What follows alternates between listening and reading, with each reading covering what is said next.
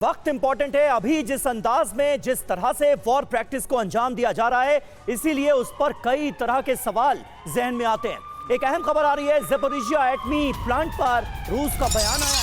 Ukraine या किसी दूसरे देश को हम ये नहीं देंगे, ये रूस ने क्लियर कर दिया है।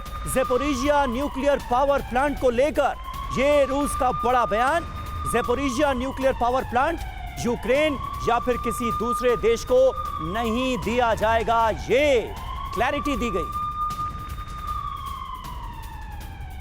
और देखिए किस तरह से एटमी जंग के मुहाने पर यूक्रेन युद्ध पहुंच गया है, ये हम आपको बताते हैं। रूसी राजदूत बोरिस ग्रिज़लोव की तरफ से वार्निंग सामने आई है। एटमी युद्ध के मुहाने पर बीते 3 साल से युद्ध चल रहा है, वो काफी तेजी के साथ बढ़ता हुआ नजर आ रहा है।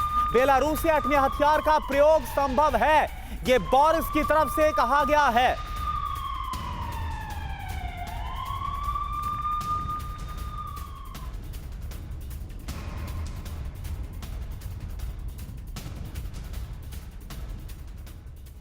तो एटमी जंग के मुहाने पर यह युद्ध पहुंचता हुआ नजर आ रहा है। रूसी राजदूत की तरफ से ये जो एक तरह की वार्निंग सामने आई है, ये दरअसल क्या बयां कर रही है? क्या आने वाले वक्त में एटमी हथियारों का प्रयोग हम बड़े पैमाने पर होते हुए देखेंगे? यूरोप वर्सेस रशिया, परमाणु संग्राम छिड़ने वाला है क्या? बेलारूस में बोले राजदूत बोरिस, बेलारूस से पुतिन ने बड़ा न्यूक्लियर मैसेज दिया, जरूरत पड़ने पर परमाणु हथियार का इस्तेमाल किया जाएगा, ये क्लियर किया गया है। बेलारूस में तैनात परमाणु हथियारों का इस्तेमाल करेगा रूस। 2 साल पहले मिन्स्क में एटमी हथियारों की तैनाती हुई थी। राष्ट्रपति पुतिन ने 2 साल अपने फैसले की घोषणा की थी। पिछले साल अप्रैल में बेलारूसी राष्ट्रपति लुकाशेंको ने इसकी पुष्टि की।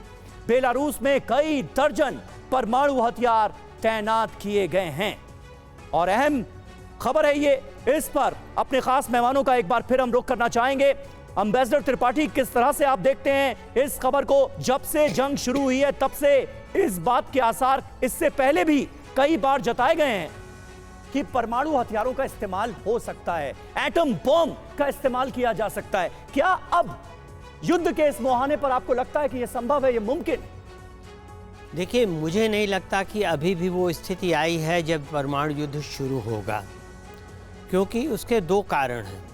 एक तो देखिए, ऐसा है कि परमाणु बम जो हैं, एटम बम किसी देश के पास होते हैं, वो सिर्फ इसलिए दिखाए जाते हैं, डिटरेंट इफेक्ट के लिए होते हैं, वो ये दिखाने पोस्चरिंग के लिए होते हैं, देखिए हमारे पास है और ज़रूरत पड़ी तो हम बम फोड़ देंगे।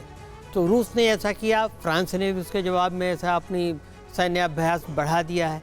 लेकिन देखिए, इससे कोई फ़र्क नहीं पड़ता कि किस देश के पास कितने परमाणु बम हैं, क्योंकि सारे परमाणु बम को फोड़ने की ज़रूरत नहीं पड़ती। 1-2 हर ओर से काफ़ी होते हैं और उसके बाद से ख़त्म हो जाता है। हाँ, एक चीज़ यहाँ, टैक्टिकल परमाणु बम जो हैं वो छोटे होते हैं, उनका कम घेरे में, कम दायरे में उनका प्रभाव होता है, तो इसलिए उसके लिए किया जा सकता है। लेकिन इसमें देखिए, रूस की 2 मुही नीति है। एक नीति तो यह है कि ये दिखाते रहें कि हाँ, हमारे पास परमाणु बम है, हम परमाणु युद्ध कर सकते हैं, ताकि यूरोप को एक एट द बे रखा जा सके, यूरोप को एक्टिवली इन्वॉल्व न किया जा सके। बिल्कुल, यानी कि सर, जो इस वक्त तैयारियां यूरोप की नजर आ रही है और जो यूक्रेन को लेकर फैसला किया गया सपोर्ट का, एक बड़ा खतरा यूरोप से और एक बड़ा जो सिंबल, एक बड़ा जो इंडिकेशन है वो दिया गया।